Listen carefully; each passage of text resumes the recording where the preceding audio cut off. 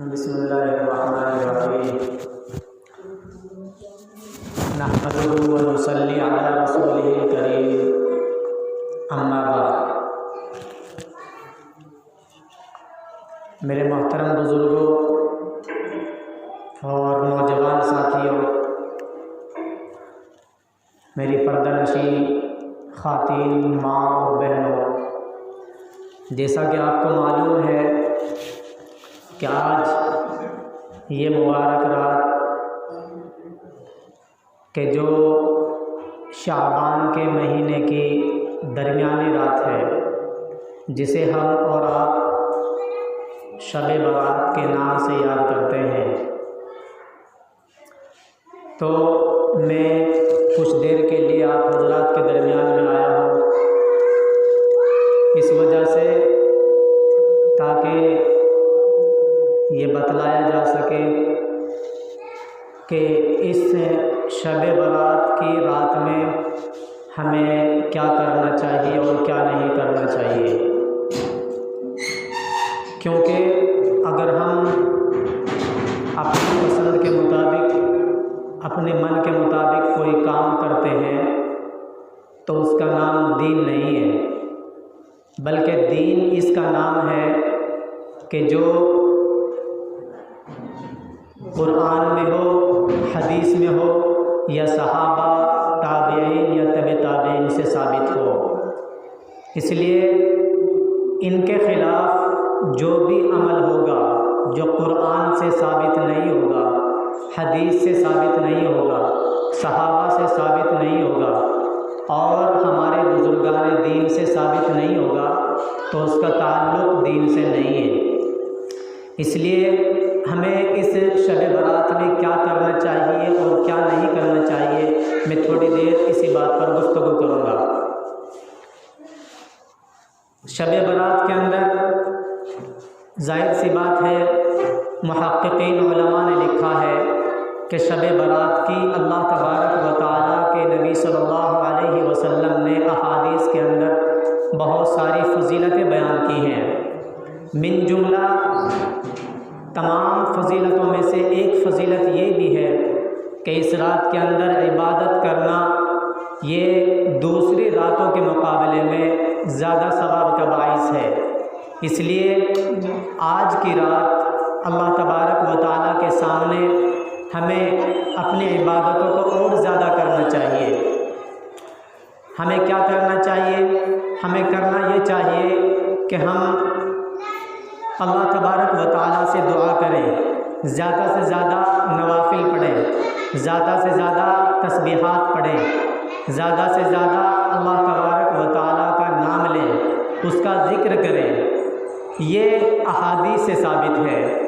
बक़िया इसके अलावा कि कोई मखसूस नमाज कि जिसके अंदर पहली रकात में फुला सूरत, दूसरी रकात में फुला सूरत और ये अत्तहियात के अंदर फुला चीज़ पढ़नी चाहिए और पहले रकात के अंदर ये सूरत इतनी मर्तबा पढ़ने से इतना सवाब मिलता है, तो किसी भी हदीस से या किसी भी सहाबी के अमल से ये बात साबित नहीं है कि इस रात के अंदर कोई मखसूस इबादत हो, कोई मखसूस नमाज का तरीक़ा हो, कोई मखसूस कोई ऐसी इबादत हो, कोई मखसूस ज़िक्र हो, बल्कि अल्लाह तबारक व तआला ने जैसी तौफ़ीक़ दी, नवाफिल पढ़ें, जब नवाफिल से मन भर जाए तो कुरान करीम की तिलावत करें, इससे भी मन भर जाए तो उसके बाद फिर अल्लाह तबारक व तआला का ज़िक्र करें, अल्लाह तबारक व तआला को याद करें और दूसरे वो तमाम आमाल के जो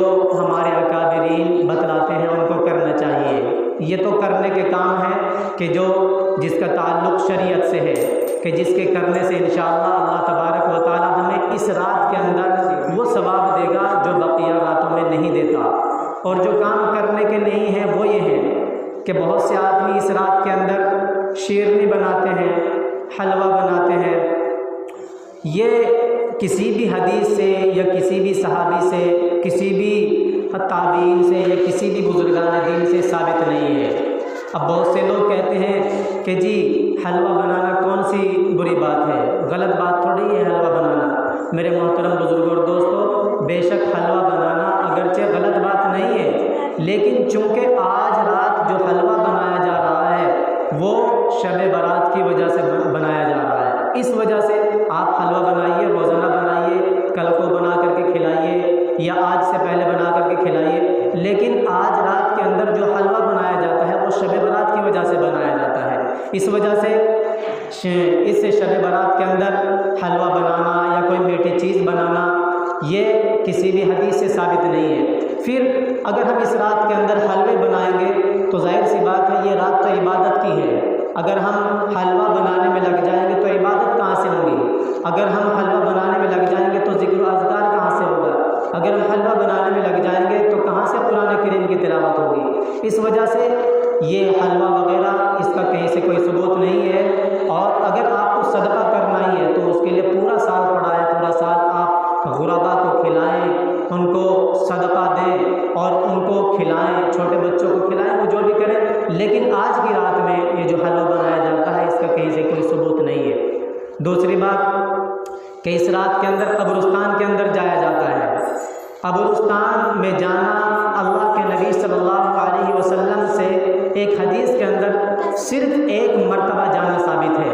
अल्लाह के नबी सल्लल्लाहु अलैहि वसल्लम इस रात के अंदर उठे और जन्नतुल बक़ी के अंदर तशरीफ़ ले गए और वहाँ पर जा कर के दुआ की। हज़रत आयशा ने जा कर के देखा तो अल्लाह के नबी वापस तशरीफ़ ला रहे थे। तो भाई इस रात के अंदर कब्रिस्तान अल्लाह के नबी सल्लल्लाहु अलैहि वसल्लम ज़िंदगी में एक मरतबा गए हैं। इस वजह से अगर आपको हदीस पर अमल ही करना है तो आप भी एक मरतबा जा कर के छुट्टी कर दीजिए, बाकी आप पूरी ज़िंदगी ना जाए। इस वजह से कब्रिस्तान जाना, चरागा करना, मोमबत्तियाँ जलाना और रोशनी करना, इन तमाम चीज़ों का शरीयत से कोई लेना देना नहीं है। ये सब मन घड़त और वाहियात बातें हैं। अल्लाह के नबी सल्लल्लाहु अलैहि वसल्लम ज़िंदगी में एक मरतबा कब्रिस्तान गए हैं और फिर कब्रिस्तान के अंदर जा कर के हम क्या करते हैं? इधर उधर की बातें करते हैं। अल्लाह का शुक्र है कि जो देहात है, ये जो हमारा गांव है, इस तरह के गांव में कोई ऐसी वबा नहीं होती है कि कब्रिस्तान के अंदर जाया जाता है। इसलिए इन तमाम चीज़ों से हम बचे हुए हैं। अल्लाह हम सबको इन तमाम चीज़ों से बचाए रखे। फिर इसी के साथ साथ और दूसरी वो बातें इस शब बारात के अंदर होती हैं कि जो हमें नहीं करना चाहिए। ये तो वो बात थी कि शब बारात की कुरान शब बारात की अहादीस से इसका सबूत मिलता है। अहादीस के अंदर चाहे वो कमज़ोर ही अहादीस हो लेकिन वो मुतवातिर अहादीस हैं, बहुत सारी अहादीस हैं। इस वजह से जब बहुत सारी कमज़ोर हदीस एक जगह मिल जाती हैं तो वो हसन के दर्जे में आ जाती हैं, यानी उन पर अमल दरामद होता है। तो इस वजह से ये शब बारात का तो सबूत अहादीस से मिल जाता है। लेकिन अब आने वाला जो कल है जिसके अंदर हम और आप रोज़ा रखते हैं, आपको मैं ये बतला दूँ कि इस रोज़े का सबूत किसी भी हदीस से साबित नहीं है, बल्कि अल्लाह के नबी सल्लल्लाहु अलैहि वसल्लम दुआ फरमाते थे अल्लाह तबारक व तआला से और कहा करते थे, अल्लाहुम्मा बारिक लना फ़ी रजब व शाबान व बल्लिगना फ़ी रमज़ान। ए अल्लाह रजब और शाबान के महीने में बरकत अता फरमा और हमें रमज़ान तक खैर व बरकत के साथ पहुँचा दे। अल्लाह के नबी सल्लल्लाहु अलैहि वसल्लम रमज़ानुल मुबारक की तैयारी के लिए पूरे शाबान के अंदर रोज़ा रखा करते थे।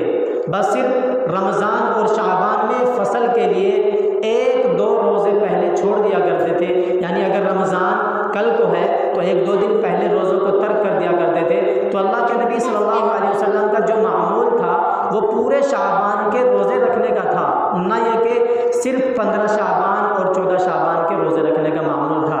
फिर अल्लाह के नबी सल्लल्लाहु अलैहि वसल्लम पूरी ज़िंदगी जो रोज़े रखा करते थे वो पीर और जुमेरात का भी रोज़ा रखा करते थे। इसी तरीके से हर महीने की 14, 13, 14 और 15 तारीख को भी रोज़ा रखा करते थे। तो जाहिर सी बात है अगर किसी आदमी को रोज़ा रखना ही है तो वो अगर ये चाहता है, ये सोचता है कि मैं शरीयत पर अमल करूँ, मैं हदीस पर अमल करूँ, मैं नबी करीम सल्लल्लाहु अलैहि वसल्लम की बातों पर अमल करूँ, तो उसके लिए सिर्फ 14 और 15 तारीख का रोज़ा रखना ये काफ़ी नहीं है, बल्कि उसको चाहिए कि वो पूरे शाबान के रोज़े रखे।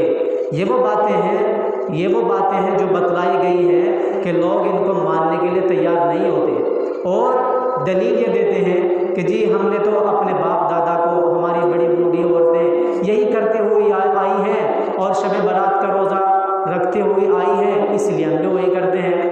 मेरे मोहतरम बुजुर्ग और दोस्तों, जो पहले कुफ़ार और मुशरिकीन थे वो भी अल्लाह के नबी सल्लल्लाहु अलैहि वसल्लम से यही कहा करते थे कि ए नबी मोहम्मद सल्लल्लाहु अलैहि वसल्लम, हम तुम्हारी बातों को क्यों माने, हम तो अपने आबा और अजदाद, अपने बाप दादाओं की बातों को मानेंगे।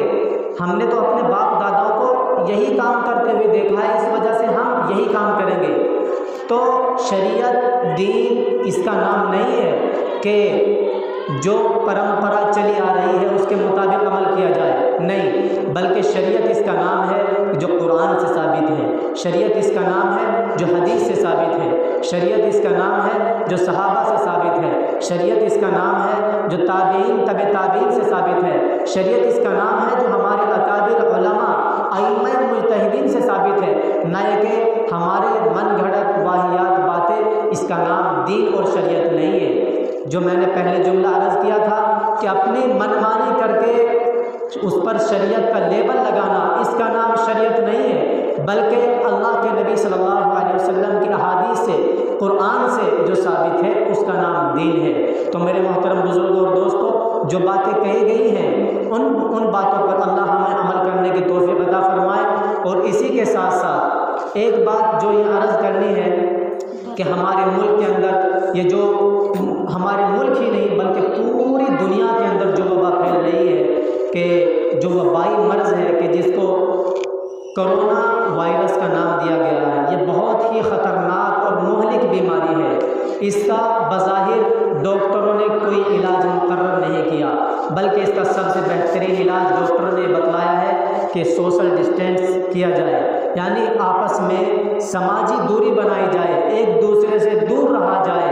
तो इसलिए जो लोग इस शब बारात के अंदर अल्लाह की इबादत करना चाहते हैं, अल्लाह को राज़ी करना चाहते हैं, अल्लाह को अपना बनाना चाहते हैं, उनसे मेरी गुजारिश है कि वो बराए मेहरबानी एक जगह जमा ना हो, मसाजिद के अंदर ना आए, बल्कि मसाजिद के अंदर तो आने से, जब फ़र्ज़ नमाज पढ़ने से ही मना किया जा रहा है, 2-4 आदमियों की इजाज़त है, इसलिए ये तो नवाफिल हैं, इनको अदा करने के लिए हमें और आपको मस्जिद में ना आना चाहिए। आपसे गुजारिश की जाती है, बल्कि हुक्मन कहा जाता है कि किसी भी ऐसी जगह पर ज़्यादा भीड़ न लगाएं, न मसाजिद के अंदर, न अपने घरों के अंदर, और पूरी एक मीटिंग न बनाई जाए कि जिसकी वजह से इस बीमारी के एक दूसरे के लगने का अंदेशा हो। तो इसलिए तमाम हज़रात से हमारे अकाबिर उलमा ने भी यही ऐलानात किए हैं कि शब बारात को अपने अपने घरों पर रह करके अल्लाह की इसमें इबादत की जाए, अल्लाह को अपना बनाया जाए, अल्लाह से रोकर गिड़गिड़ाकर इस बीमारी से महफूज रहने का अल्लाह से दुआ मांगी जाए, और अल्लाह से ये दुआ मांगी जाए कि अल्लाह हिंदुस्तान को इस वबा से बचा ले, पूरी दुनिया को इस वबा से बचा ले, और इस हिंदुस्तान को अल्लाह तबारक व तआला इस ख़तरनाक बीमारी से बचा ले।